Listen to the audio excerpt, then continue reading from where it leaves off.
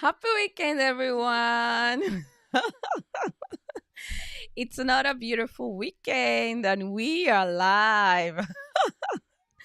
Compliments of the season, everyone, wherever you are watching me from. It's still Ginseng Matters with Roy, and here is me wishing each and every one of us a good Friday, a happy Easter. Wow. I pray this moment that the death of Christ for us will not be in vain in our lives in the name of Jesus. Thank you very much for always trying to join us every weekend on this platform. We really appreciate everything. Thank you very much. And to our guest last week, who will be having who we will be having this weekend again. We say a very big thank you to you for the privilege to have you join us on the platform again today. So last week we had a discussion on emotions or impressions.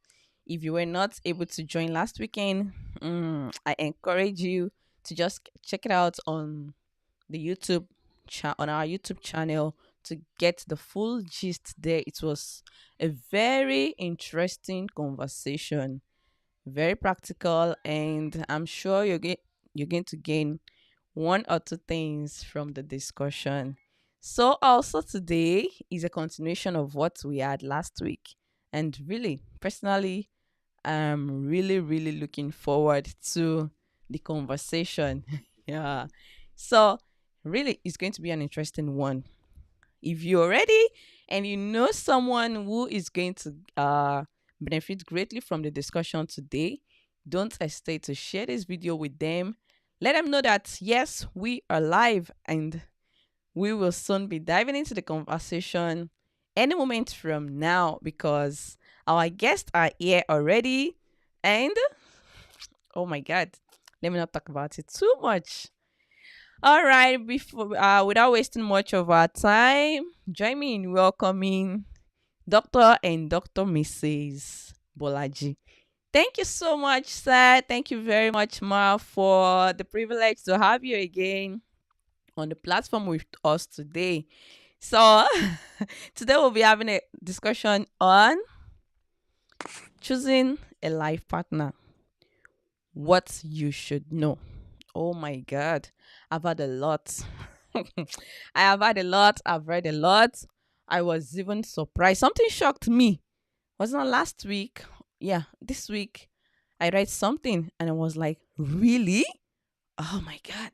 Okay, let me not talk about it yet. Maybe in the course of the discussion today, I'm going to say what is on my mind, what I saw, that very particular thing that shocked me, and things you should know before you choose a marriage partner.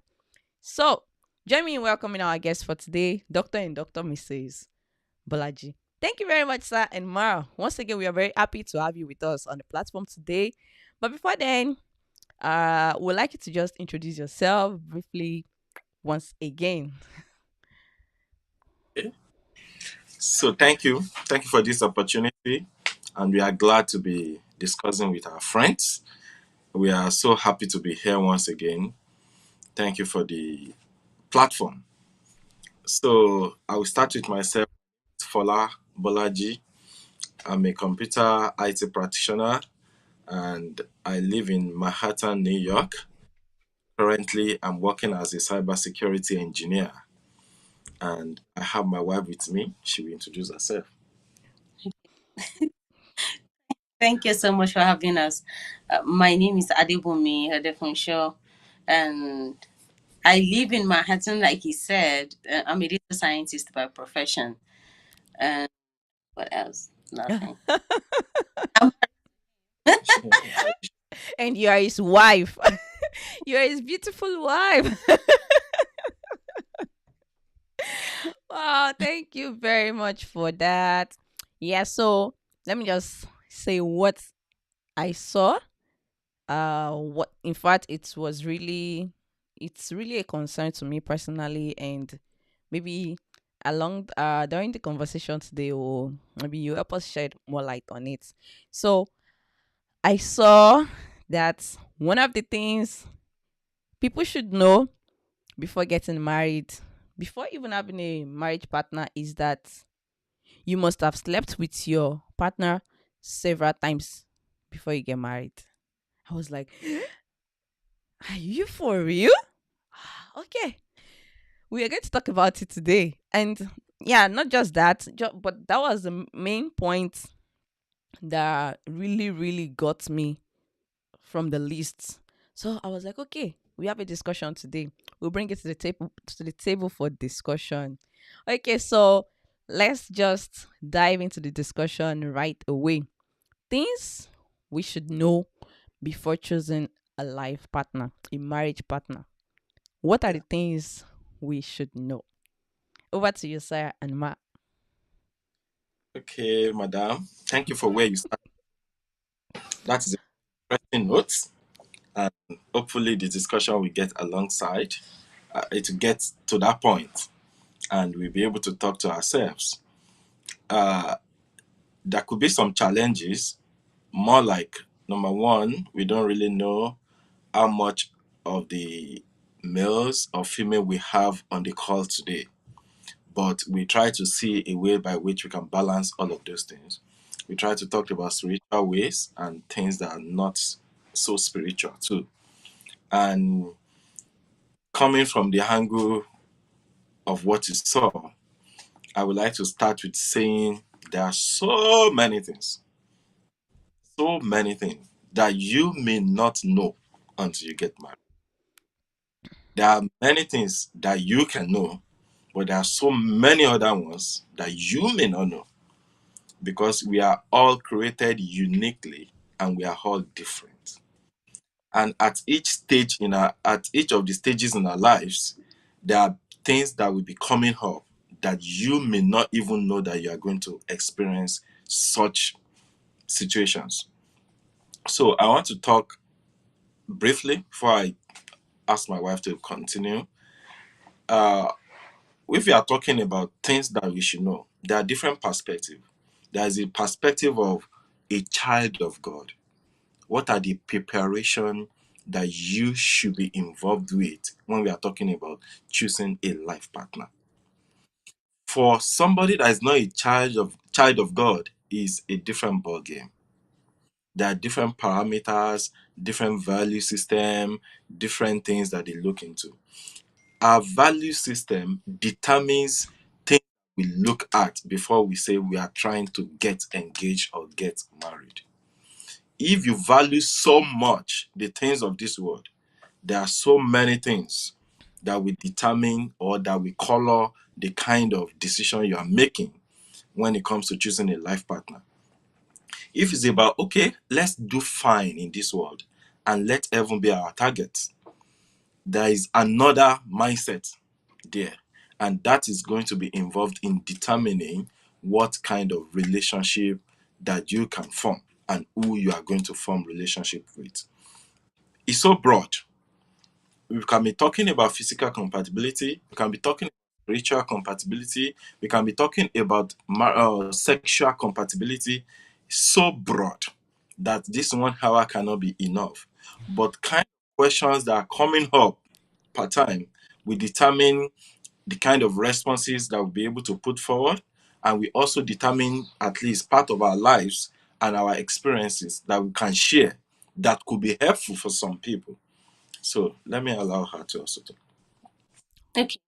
Um, so like you said, it's a very broad conversation, and it's not easy to just pinpoint just one thing to know that kind of a thing or a list. There are so many lists that are available.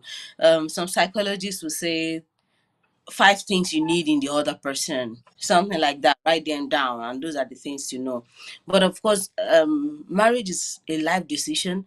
um like they always say, marriage is like putting a glue between two plastics. You can pull them apart, but there is no way you pull them apart without them coming off with a piece of the other part. So it's easy to say, oh, I'm going into marriage, let's see how it works. Worst case scenario, we divorce. Well, even with divorce, you can never remain the same. It's a decision that affects one's life. But if I'm going to bring it under like a broader umbrella, if we are talking, I would say know your God, know yourself, and know your partner. Now, on the knowing God, I wouldn't want to talk about that so much because I am not sure of what audience we are conversing with. But whichever way, whether we like it or not, religion or our concept of God, of a sovereign being, of someone that rules over our affairs, determines how we make decisions as well. No matter what religion we belong to, that religion determines how we handle things because it is our concept of the sovereign being that is beyond us. But I will elaborate a little more about knowing yourself. Know yourself, because if you don't know yourself, you don't even know what you want. You need to know who are you as a person. If you cannot sit down to identify who you are, if you cannot sit down to say, this is the kind of person I am, or a lot of self-evaluation, you may be making a decision that may be taking you further from who you want to become because you did not even try to identify who you are. You did not try to know what your values are. Now, if I know myself and I know what my values are, then the knowledge of myself will determine what concept I form about the relationship I'm going to go into. Because, like my husband said, I think a major issue in marriage is compatibility. Now, two worst people, like, I'm sorry for using the word worst if it appears somehow, but I'm using worst because let's say somebody is a convicted felon. This person has committed murder before. If the person is a friend with another murderer, you can be shocked at how much they will work together, bond together, because they are birds of same feathers. So it's easier for like for you, for somebody like me. I may be talking to that person and be looking at the person and be wondering, how are you wasting your life this way? But that person and the person's partner, because they are birds of same feather, they are looking at me and they're like, why are you so hard on yourself? Like, life is not that hard, because that is their own concept. So when you know yourself, you know who you will flock with. It will determine a lot who you will flock with. So the matter of compatibility is a big issue that is very, very important in marriage. When you have compatibility, like I know that you have also seen couples, they may not be Christians, but they're enjoying themselves. Like I've seen people talk about adultery as if it's a game. Like, if he likes, let him go somewhere. I'm also doing my own. And they're like, okay with it. It doesn't, like, for somebody like me, it's like intolerable. Like, why will you be going out with another person? That kind of a thing. But because they are birds of same feathers, they don't really see it that way. It's more like, he's eating out, I'm eating out, we are good, kind of a thing. So the issue of compatibility actually goes a long way to determine whether you have peace or not have peace in the relationship. So, and that is why I said knowing yourself is a starting point. Who you are, what you value, what are the things that make you happy, what are the things that make meaning to you, how do you define life. So I'm going to stop here because we actually need so many other inputs to really drive in whatever point we're talking about. And I also want to quickly add to this, and I'll be reading from Song of Solomon, chapter 8, verse 4, which is a very important part of this discussion. It says, daughters of Jerusalem, I charge you, do not arouse or awaken love until it so desires or until it pleases. Another version of the Bible, New Living Translation, says, promise me, O woman of Jerusalem, not to awaken love until the time is right. Promise me that until it pleases, don't awaken love. There is a time for everything. Ecclesiastes 3 verse 1 says that. There is a time for everything under the heaven. There is a time for this, time to pull together, time to draw closer, time to refrain. There is time for everything. If you get into a relationship at the wrong time, then there will be a problem. So one of those things to know is the right time. When is the right time? When does it please? When is it, and what you are doing, yes, you know that this is going in the right direction. There are so many people that are not ready for marriage and they are getting into relationship. The question I usually ask some of my people or people that are close to me, if they say they want to get into a relationship, is I will ask them, when actually do you want to get married? Will you be getting married in the next 2 years, in the next 3 years? Or are you planning for a Methuselah courtship, like 8 years courtship, 10 years courtship? If you are not planning for a Methuselah courtship, it's not right for you to get into a relationship, marital relationship, when you know you are not planning to marry very soon. If you are planning to marry very soon, then you should be active, knowing that you are getting ready for a relationship. So, preparation for marriage, knowing when it pleases, is very, very important. Some people are just planning to get admission into the university. Now you are looking for a relationship. You want to get into a relationship now. You want to get engaged now. You want to have a boyfriend. You want to have somebody that you say we are dating, like in courtship. When you have not even mastered what you are going to face in the year one of your studies. Some people want to get into marriage when they don't even know how to handle money. They don't even know how to buy things for themselves. They have not even earned a kobo. They are still dependent on parents to even buy underwear. And now you want to get into marriage. So knowing the right timing is very, very important. And like my wife has said, having a very good relationship with God determines a lot of things. If you don't know the God that you are serving, then you'll be ready to bow for anything and bow for anybody. But I want to mention it before we continue that God has planned for every one of us. None of us will be left out. God has much more than abundance plan for every one of us. So it's not as if the Bible says something that he who watches over me does not sleep nor slumber. The Bible says all of our hairs are numbered. There is none of them that falls without God knowing the number. Even we that we are carrying this hair, we don't know the number of our hairs. But God knows all of those things. He has plans. He has everything laid out. It's just for you to align yourself into the program of God and then open your heart. And before you know it, God will begin to drop things to your heart. And then you'll be checking it. Oh, have I known about this? Am I prepared about this? Am I prepared about that? But we are willing to talk about more practical situations as the questions are coming up and as the leads are coming in.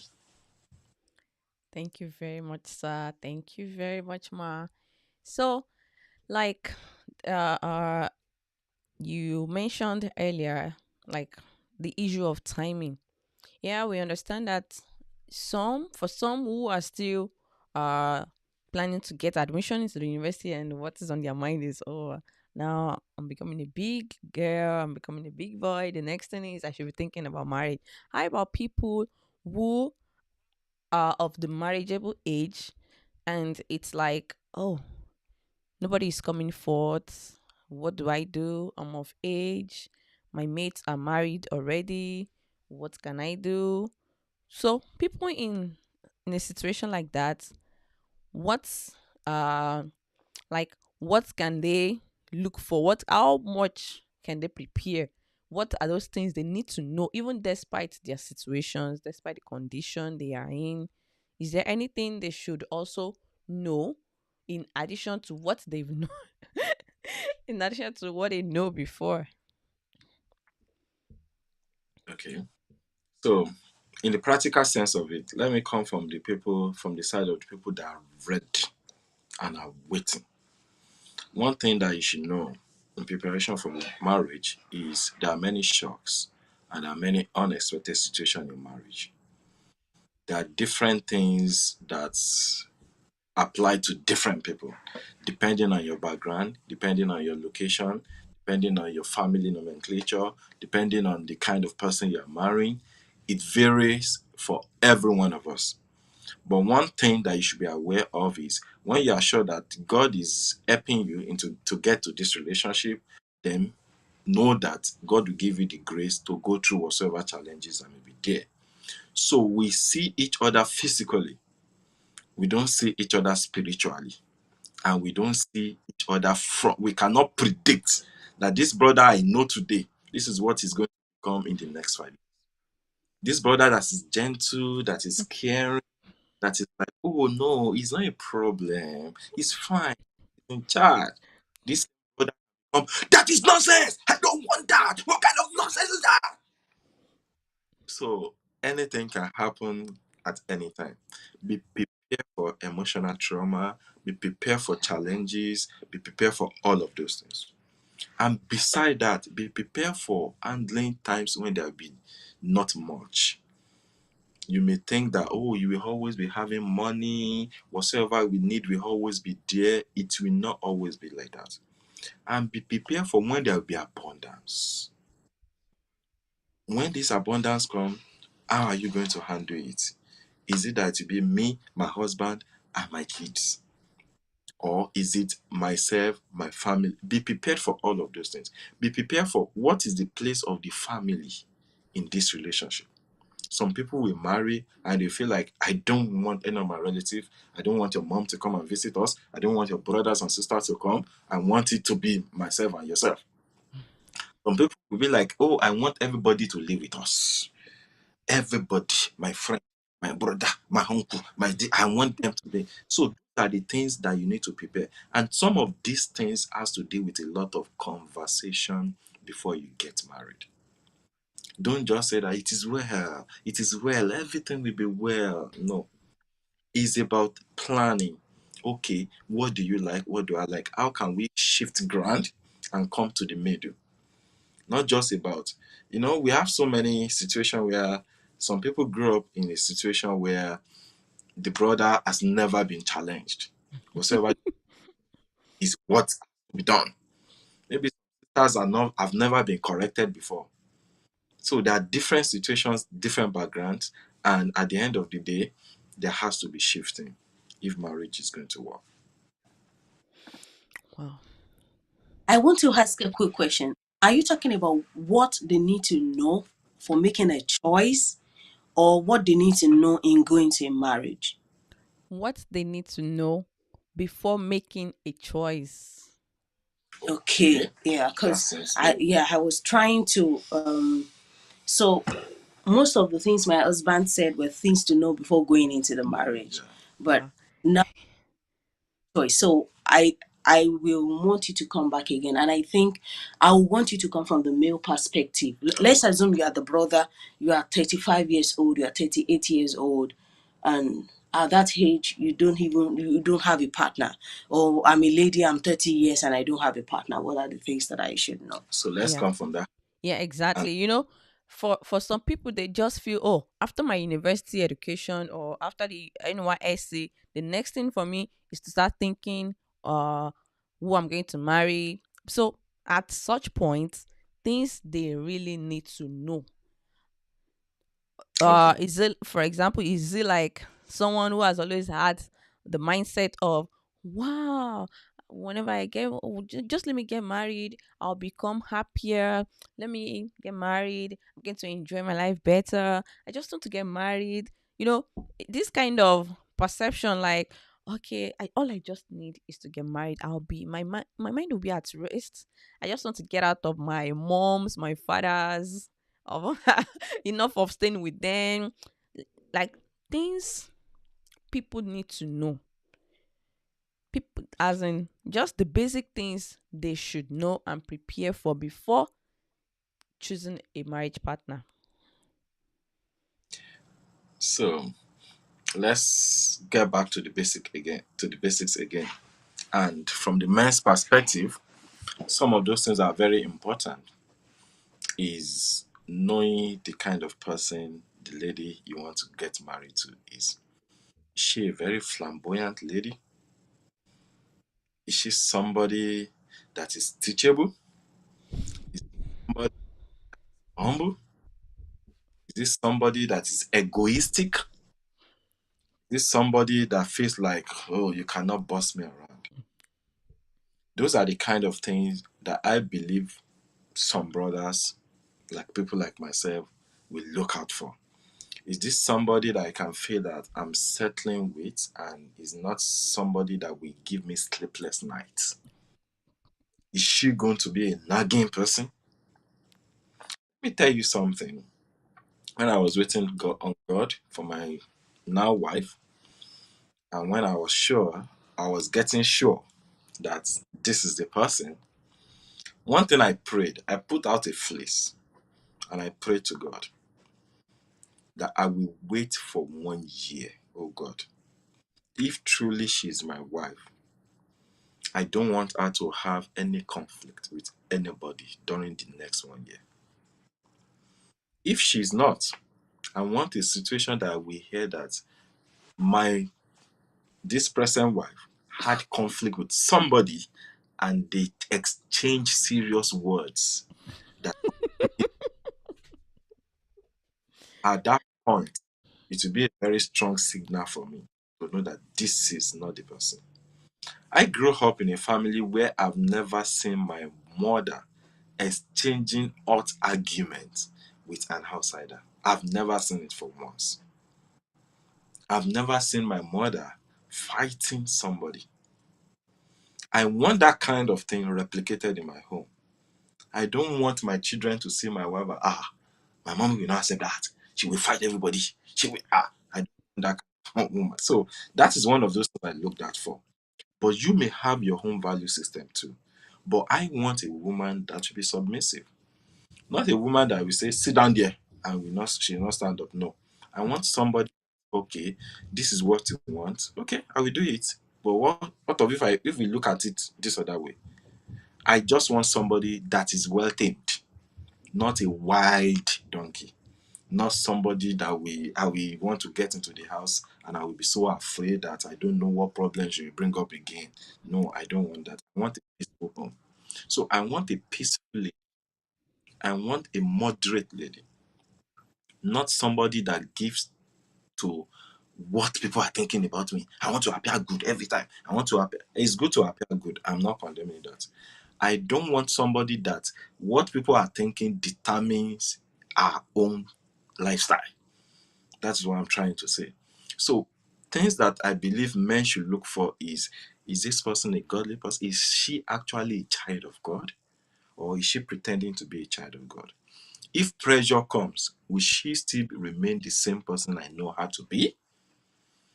So, those are the kind of things I believe I look for in terms of the kind of person I can settle with. Thank you Okay. very much, sir. So I will try to just shift a little bit to the opposite sex, like you are talking about what you look for in a lady, and I want to bring that under the umbrella of it. Start with what do you want. So at this stage that you think you are ready, if as a lady you think you are ready to be in a relationship, or as a man you think you are ready to be in a relationship, I think it's important for you to ask the question, what do you want? So, like my husband said, she was looking for a peaceful lady, she was looking for a moderate lady, and you may have so many other things that you are looking for, because that is going to guide who you will be attracted to and how you will be attracted to the right person, because there's also an how in a way. So, like, if you are looking for a peaceful lady, you won't be looking out for a lady in a club that somebody that has no control, kind of, or in a nightclub. You won't say, "Oh, that's the kind of person I want," and you want a peaceful lady. So, I think to a very large extent that takes a role. Like for me, as a lady, I'll look at what do I want in a man. So when I'm looking at a man that I want to get married to, then I'm looking at someone that I want to become my husband. If I'm going to give birth to kids, it means I'm also looking for someone that will be the father of my children. I'm also looking for somebody that will, like, my mom is a widow, so I'm looking for someone that will be a son-in-law to my mother, somebody that will be like a son to my mother. So in this way, um, there are so many roles this man is going to play. And as a Christian, I'm looking for a bishop in my house. I'm looking for that person that is able to lead us into what God wants for us. So there are so many roles that this person is going to fit into, not just somebody that tells me I love you and that's the end of it. So if I'm looking for that kind of a person, then that will determine the kind of choice I am going to make. It will determine the kind of choice of the person I am going to make. Because, for example, if I need somebody that is, I know this person is going to be the father of my children, and I want him to be involved in my children's life. So if somebody is um, asking for my hand in a relationship or asking me out, and of course I wouldn't just say, "Oh, because I met someone today, I don't even know anything about them," and I'm saying, "Oh, yes, Lord, we are going on." That is not a typical situation. A typical situation, you get to know the person for a while, something, one thing or the other will probably make you cross path. And this person is like, once I leave work, that's the end of it. I don't want a child running into me, or so, the person is already showing sign of not wanting children, or this type of person that you ask, "Oh, when last did you call your mom?" And he's like, "My mom, she knocks a lot. I don't even call at all." It's not taking care of their own mom or calling their. I will not expect the person to now be calling my own mother. My own mother, like, if he can have that kind of perception to his own mother, he will probably have the same kind of perception about my own mother. So all of those factors are things that you look out for, before you go ahead to say yes, Lord. Because something that we should face from the beginning in making this decision and pulling it through is that before marriage, there are so many things you can do and live and go out scot free. After marriage, in most cases, it just becomes a situation of, let's just enjoy life with what we have, Mm. like on cross. um Not essentially because you cannot divorce. That is not the perception I'm coming from. But the thing is, once I give out to a child with someone and the person is not going to church frequently, that may not really sound like a good reason for me to say I'm quitting this marriage, because I'll think about my children.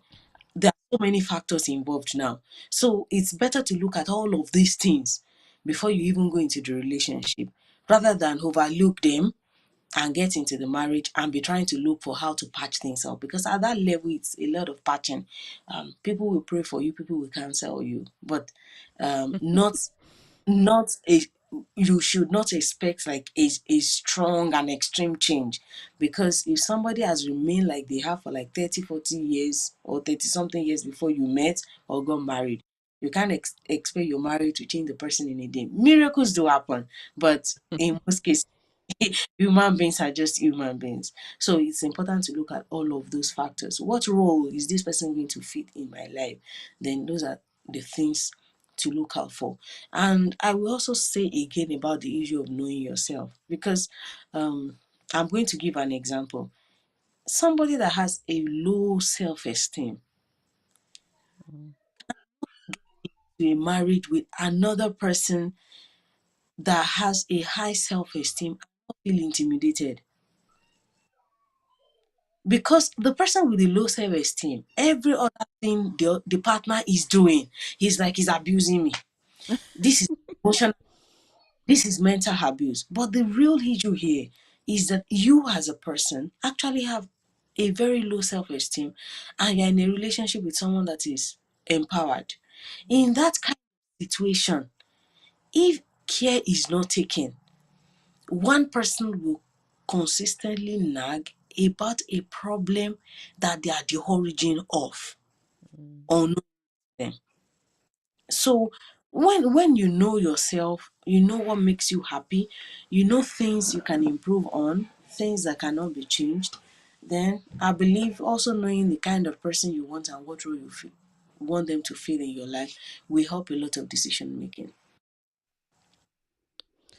Wow. I think basically we've talked about the issue of compatibility, being compatible with the other person. But then, uh, To what extent? Like, how do you get to really know? These days, people can really pretend a lot. In fact, someone can pretend for as long as 1 year just because the person knows, okay, this is what I want. I really want this particular lady. And then the person doesn't care, the person doesn't mind. And then for 1 good year, 2 good years, he has a target, he has what he has in mind. You wouldn't mind, you wouldn't get to know, oh, this is who this person is. So, the issue of this compatibility, how do you get to really know, or possibly study the person and know? Of course, I know you cannot know someone 100% before saying yes to the person, but maybe there will be some practical ways. Yes, I know there is the spiritual preparation, the physical preparation. Like, I read sometimes ago about, oh, you need to get married to someone who is friendly. Get married to your friend, someone you can play with, someone you can really communicate with, and not just someone like you said shortly, like not someone like if the man is having this high self-esteem and the woman is someone with a low self-esteem, of course there'll be issues in that marriage, and it's going to be very difficult to change when they start the marriage. So, are there practical ways in which people can really get to know each other and be sure before getting into the marriage, before even starting a relationship? Okay. Okay, let me quickly chime some things in before my my husband comes. So I think something is said before, which is very important, is that um, even the Bible established it. Nobody knows the heart of a man. It's only God that knows the heart of a man. So I would say the default in this case is God, because it's only God that can reveal. And it's also about praying about that as well. When we don't leave God out of this matter, I believe God is going to give us occasions to have pointers. But a practical way that I can quickly chime in is, don't go into a relationship with somebody in isolation. Like, I meet him, maybe we met at the place of work. We are already looking at, I think he wants to ask me out, or he's asking me out already. Before you say yes I do, or before you go further into the relationship, whatever relationship, know his friends, know people around him in your courtship. For me, I believe that is the most important thing. Like in my husband's case, even when we grew up in towns that were very close to one another, I had friends who were members of his church who could say, this person, like, people make comments like, it's easy. And when you are looking out for something, it's easy for you to hear beyond what people are saying in a way, because people may not want to come out rightly and say, oh, I really don't think that person is the best for you. Most people may not do that, but it can be that, it can be this. Then when you Mm, know that point, then you read in between the lines. Now, so I'm starting with friends. Second, siblings, especially siblings who are opposite sex. So, for example, I'm dating him as a man. I'm talking about his sisters. His sisters know him better than I do, sure. and because they're also women, they will probably likely tell me things I should be aware of. Like, oh, I hope you know he's not domestic. Oh, hey, my brother cannot lift a plate. Now, those comments that they can make like on a friendly basis, or they can just, so for me, I'm able to learn his nature.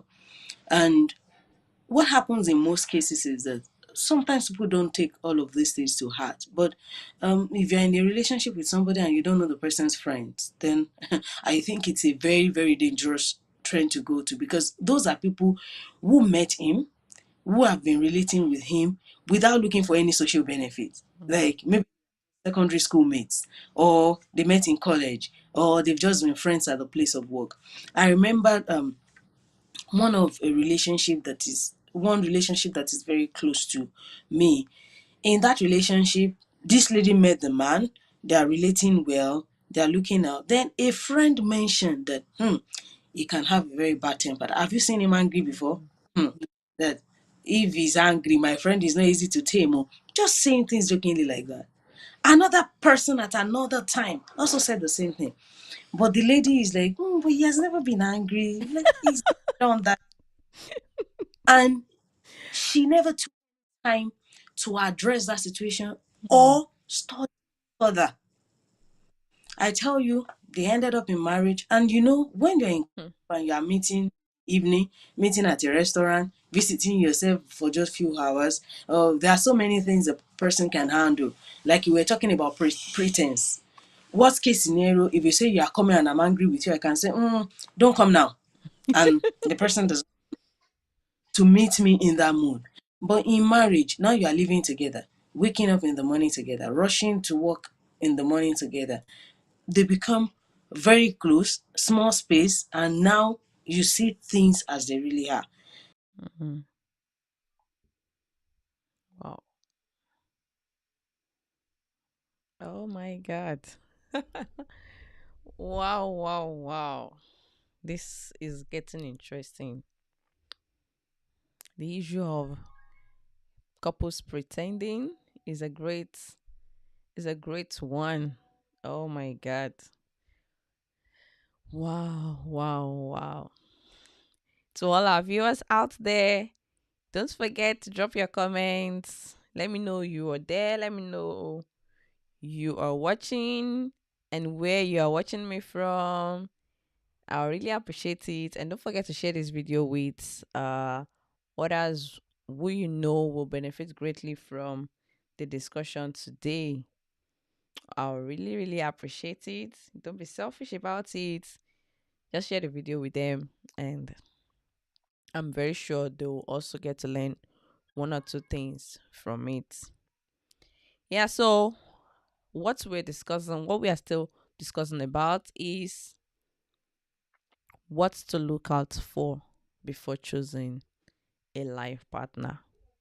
What are those things you should look out for before choosing a life partner? You don't have to go blindly into a relationship. You don't have to just do things to please others.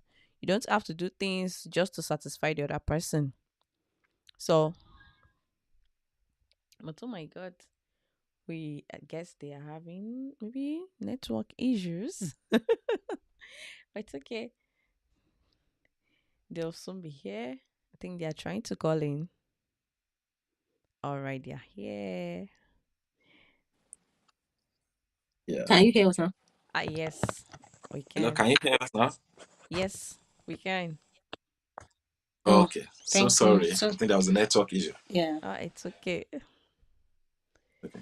Yeah, so like I was saying, by the time they got married, the anger thing started coming up. And I tell you, if Mm, somebody can be at work, then with people that they just meet at work, when mm, you live together, expect that probably emotions will rise higher with somebody at home. So relating with the person's friends, relating with siblings will um, make one really know the person better. mm, So I raised that by saying that from where she started from, God. mm, Some of us used to know what is called a litmus test. A litmus test is a litmus paper put into kind of solution. When it gets into base, it will not have any reaction. When it gets into acid, a blue paper will turn red. It will change color. So what we should pray for as believers is the kind of this person I'm planning to get into relationship with. Lord, let there be a litmus test. When you put Lipton tea in cold water, you may not have so much effect, but when it gets into hot, then mm, it's releasing its true nature. So there are situations that God will subject both of you to, that you will see clearly that something is here and something has to be paid attention to. It's just that so many people they will just it's one of those things. Maybe in a good mood. Maybe she they will not even take it. That's Mm. another. But God will definitely bring situation up that will make you to see a real person. Anybody can pretend, and we can fall for pretense. But God, in His mercy, will always make us to be able to see the real thing before the day. Because some people later, if you want to confess, they will tell you that, and actually, I saw something like that. Red flags. But I just so the issue is that God will always bring those red flags. So that is that side. And I know that the time is going, but what you started with on the on the issue of people having to sleep with their partners before they get married, we don't have enough time to go into what sexuality is all about. But the reality is, people that have been sleeping around, or people that have been sleeping with the so-called partner before getting married, you are missing a lot, because it may eventually crash your marriage if ever you even ended up marrying. Mm. Because somebody that is not as disciplined before marriage is not probably going to be disciplined after marriage. And when we are talking about sexuality in marriage, sexual the libido that everybody has varies with time. Some will have a very strong libido, strong urge for sex almost every time. Some will have very low libido. And with age, some of these things they change. Mm. So things that you want to base your marriage on, there are things that are not constant. There are things that change. There are things that at some point in time they change. So at that time, what will you do? Will you say, I did not know, let's get married? But the Bible says godliness with contentment is great gain. Mm. It's great gain. First Timothy 6:10. It's great gain. Whatsoever God gives you, be happy with it. So that you will not be tempted to be saying that maybe it's greener on the other side, maybe it's red on the other side, maybe it's blue on the other side. What God gives you, if it's the only thing you stick to, then you will be contented and you'll be happy. That discipline that helped you to say that, oh, I've been waiting since all these days. Why, when it remains few months, why should I just blow it up? Don't let me do it.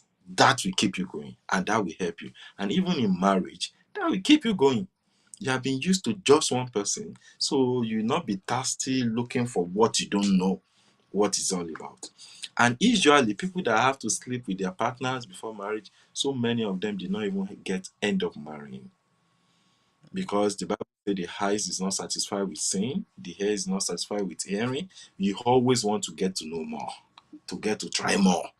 So people see it as, when I'm not married, then I should be able to try more.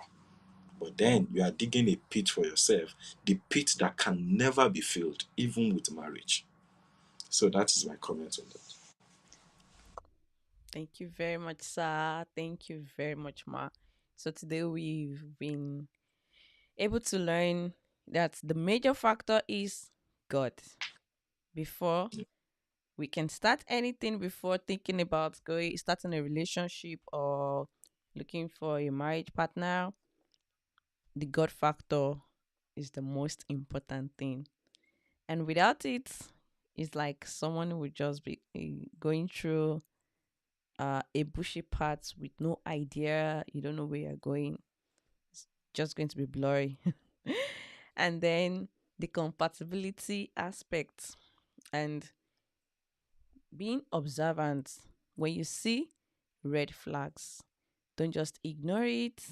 Don't think like, oh, maybe he's not in the mood. Maybe he's not just okay. No, be observant. Open your eyes. Keep your eyes wide opened. Wow.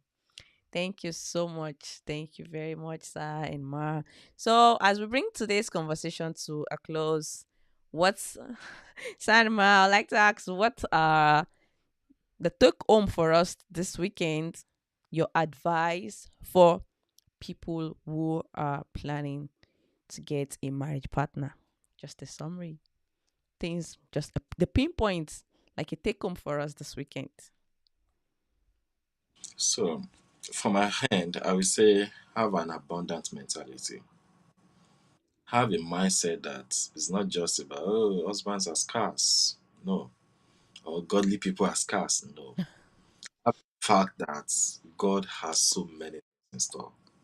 If this does not work out, if this person I'm thinking may be the one did not eventually happen to be the one, there are so many other things. There are so many that God has made them.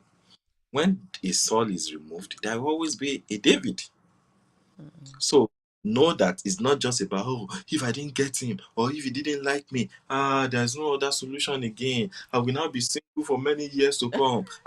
Oh, it's not like that. Just be resting on God. Philippians 4:6 says, do not be anxious about anything. Anything. But in every thanksgiving and prayer, let your requests be made known to God. mm, And verse 7 of Philippians chapter 4 says, and the God of peace will fill your heart and mind. The God that we are serving will fill your peace, your heart and mind with peace in Christ Jesus. So that is what you need. Just relax. If this one does not work out, another better one is coming. It's mm, not just this that you are seeing. We are not basing our judgment on what we can see. It's what we cannot see. That mm. is where God specializes in. So things that you cannot see, God has better in store for you. Thank you very much, sir. Ma. Okay, maybe I will say, for everybody, anybody that is looking to get married, marriage is a selfless act of service unto others. So if you are thinking that, oh, my marriage will complete me, it is when I get married I'm going to be happy.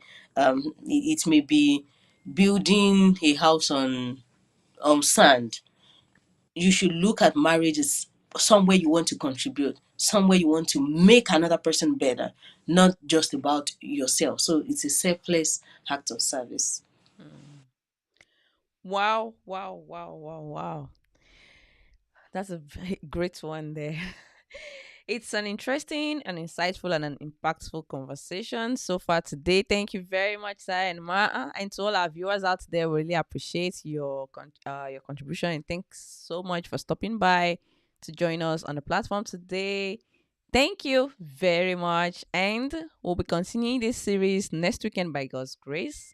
Still, Ginseng Matters. Wait, right. Till I come your way again, keep watching Ginseng Matters. Wait, right. Bye for now. Bye.